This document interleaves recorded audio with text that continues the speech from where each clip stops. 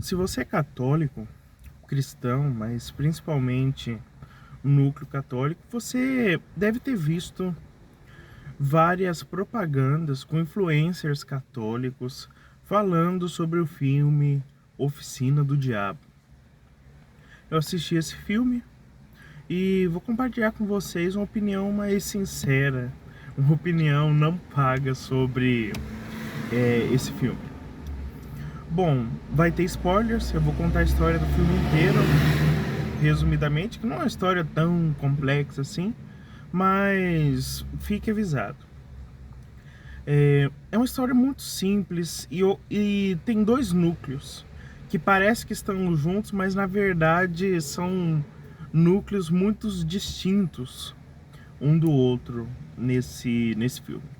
O primeiro núcleo é o do protagonista, Pedro, se eu não me engano, e o segundo núcleo é o do capiroto, de uma agência de diabos que tem como função perder as almas. Bom, começando o núcleo das pessoas, dos seres humanos, a história é muito simples. Não tem muito o que comentar. Por isso eu vou resumir para vocês. Era um rapaz que veio de uma cidadezinha pequena, que cantava e tocava muito bem. Ele vai para a cidade grande, se casa, com o dinheiro da mãe, dele vai para noitada, para bares, enfim, gasta todo o dinheiro e tem que voltar. Já ouviu essa história antes, né? É o filho pródigo. Isso acontece bem no início da história. O resto do filme é a redenção dele. Então ele vai, só que ele é uma pessoa amarga, ele se decepciona com a vida que ele está levando agora, na cidade pequena, com a mãe. Enfim, daí ele frequenta a missa, ele briga com a mãe, ou a relação entre mãe e filha é muito enfatizada no filme. Então às vezes ele briga, às vezes a mãe dele reclama. Enfim, dele tem um amigo, que é um amigo piedoso. E esse amigo, ele mostra pro protagonista o bom caminho. Tem uma parte que o protagonista sente que tem um chamado genuíno pela música. E o amigo fala, não, para com isso, pra que você vai tentar carreira, fazer sucesso? Não, você não precisa disso aqui. As pessoas aqui precisam ouvir o que você faz, você não precisa ir para longe, não. Ou seja, a cidade onde ele tá insere ele nesse microcosmos bem restrito, entendeu?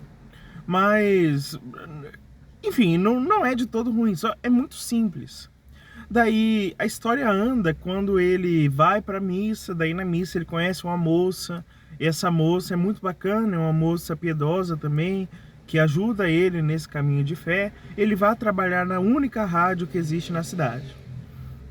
Durante tudo isso, tá tendo guerrilheiros, porque faz parte da ditadura militar. Na época da ditadura, esse filme, então guerrilheiros vai fazer o que? Terrorismo. Não tem muito propósito que eles fazem. Eu sei que parece que eu tô criticando, mas é verdade, é exatamente isso o filme. Os guerrilheiros vão lá e explodem um posto de gasolina, porque sim, eles roubam a gasolina e explodem o posto. E no final do filme, os guerrilheiros eles decidem invadir a rádio em que o protagonista trabalha para mostrar pro povo quem é que tá certo. Ou seja, eles provavelmente queriam fazer uma transmissão e falar pro povo o objetivo deles. Enfim, daí tem o clímax do filme. Minha opinião, se eles falassem no rádio não ia mudar muito a opinião popular sobre eles. Mas o filme lida com eles mexerem ali na rádio como se fosse a pior coisa possível. Talvez seja mais simbólico do que prático na mentalidade do filme, só que não fica explícito isso. Parece que era só uns caras que queriam falar na rádio e duas pessoas se matam, se sacrificam por causa dele, por causa disso. Então um dos amigos do protagonista vai lá, porque você sabe mexer na mesa de som, e tenta impedir os caras e leva um tiro na cabeça. E o protagonista, que é filho de soldado, herói de guerra, ele pega a herança do pai dele e vai fazer isso também, leva um tiro no pescoço, fica em coma, recebe a unção dos enfermos e morre. É essa a história. Essa é a história principal do filme. Perceba que eu não citei o demônio em nenhum das vezes aqui. Sabe por quê? Porque o demônio é totalmente relevante para a história. Ele não interfere nada diretamente. Na verdade, ele até ajuda o protagonista a chegar até esse sacrifício heróico. O demônio, ele não tem tanto caminhão, tanto poder assim. Enfim, eu vou falar o núcleo do demônio. Basicamente são dois demônios principais, que eu chamei, quando eu assisti, eu olhei pra mim e falei, isso aí é um Shinigami. Basicamente tem um demônio mais velho, que, digamos que ele é um pouco covarde, por assim dizer. Ele é covarde porque, nitidamente, ele só vai tentar pessoas que tá prestes a se matar. Ele é a vozinha final, tipo, faz isso mesmo, se joga, se dá um tiro. Ou seja, ele basicamente só mostra ele trabalhando em momentos de suicídio. Ele induz o suicídio das pessoas. E tem o demônio mais novo, o aprendiz, que não é bem aprendiz porque ele tá fazendo um bom trabalho realmente. Se fosse pra ver o filme só da ótica dos demônios, bom, eu sou um demônio, meu objetivo é perder essa alma, ele tava indo num bom caminho. Ele que induziu o rapaz a gastar tudo, a voltar pra casa. Então, se ele continuasse minando a mente do cara, não deixando ele pra igreja, fazendo ele brigar de verdade com todo mundo, o cara provavelmente uma hora ou outra ia acabar tirando sua vida.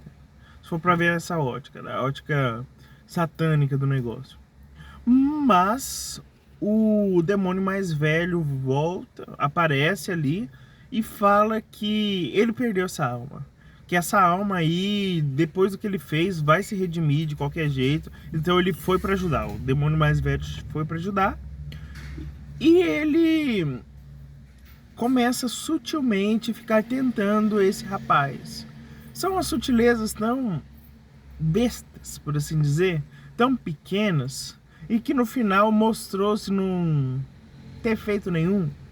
É como se aquele provérbio de Deus não permite o mal, se dele não virá nenhum bem, é totalmente expresso aqui, porque ao meu ver, o demônio ele tenta de forma sutil, só que a tentação dele só faz o protagonista crescer cada vez mais. Não faz o protagonista se afundar, não faz o protagonista desistir de tudo. Não, faz o protagonista ficar revendo seus atos, ficar pensando sobre aquilo que ele está fazendo. Tem várias liçõezinhas que você vai ver no trailer. Se você viu o trailer, sei lá, tem a parte dos panfletos, da missa. Ah, negócio chato. Isso é irrelevante. Irrelevante para a história. Não interfere em nada na história. Porém, tem uma intriga muito mais interessante na corporação dos satanásios lá. O que seria isso? Tem esse mais velho e mais novo. E o presidente, um dos líderes dos demônios, fala: não, se esse cara veio falar contigo, é melhor você ouvir ele, porque ele nunca errou na carreira dele. Todas as almas que ele tentou, ele conseguiu condenar. Então tem isso. E o aprendiz acha estranho, acha muito esquisito esse fato. E uma das pessoas que ele conseguiu perder a alma, o mais velho, foi o pai do protagonista. Só que o pai do protagonista claramente era um homem muito bom. Ele era um herói de guerra, ele protegia a família, ele morreu protegendo seus amigos durante a batalha lá na Segunda Guerra Mundial. Então soa tudo muito estranho. Daí a gente descobre que o demônio mentiu para a corporação e não conseguiu salvar essa alma, condenar essa alma não. Esse cara, o pai do protagonista, ele foi sim salvo. E não sei como que a lore do filme funciona, não foi explicado como que os demônios não perceberam isso. Ah, eles não são líderes do inferno? Não era só ele olhar pro inferno e falar: cara, você falou que condenou essa alma, mas não parece ser verdade, não. Daí, pra mim, fica esse jogo de sacrifício e quando você se mata, isso aí, suicídio. Sacrifício e suicídio. Porque, digamos que o protagonista ele se mata também, de alguma forma. O pai dele também se matou de alguma forma. Só que a forma de se matar é diferente. Há quem se mate de maneira heróica para proteger os seus, dar a vida aos seus amigos, e há aqueles que se matam por puro egoísmo. Então tem essa dicotomia no filme. E talvez o demônio mais velho, ele falou: não, eu consegui fazer o pai do protagonista se matar. Talvez seja isso. Mas essa... não tá explícito no filme isso. Isso sou eu que tô tirando da minha cabeça, pensando demais sobre esse filme. Daí no final, temos o protagonista se salvando, né? E o demônio mais velho achando que o mais novo ia se ferrar por ter perdido essa alma. Mas no final quem se ferra é ele, porque todo mundo descobriu que ele mentiu sobre uma alma. Enfim, basicamente é isso. E esses núcleos se encontram? Sim, só que se encontram de maneira simbólica. Quem conhece sobre alma, sobre fé, sabe que em coma ninguém tem como pecar. Mas o filme abre essa possibilidade. Ah, será que ele vai pecar? Daí ele tá em coma, só que ele aparece num trem. E o demônio começa a falar com ele, fica tentando ele. É basicamente um resumo do filme. Cada investida do demônio faz ele ter certa dúvida, só que ele se apega cada vez mais na fé e acaba desprezando o demônio e morrendo. Daí aparece num vagão de trem lá uma mão de luz e leva ele. Ou seja, o protagonista foi pro céu.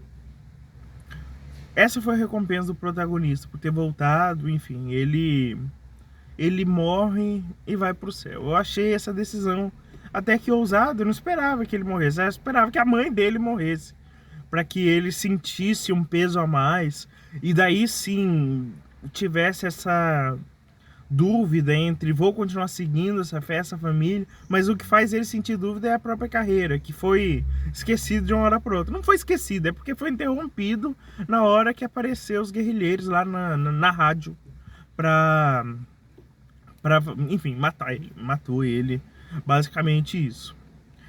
Além disso tudo que eu falei, tem outras sutilezas dos filmes.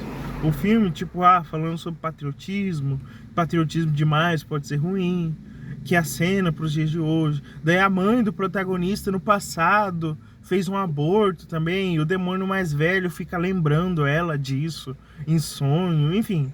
É só para falar que falou, parece que é isso. Não tem uma função narrativa muito concisa, não faz a história andar, esses fatos que eu tô falando. Só é dito ali nos núcleos e etc. Daí tem uma palestra modernista também.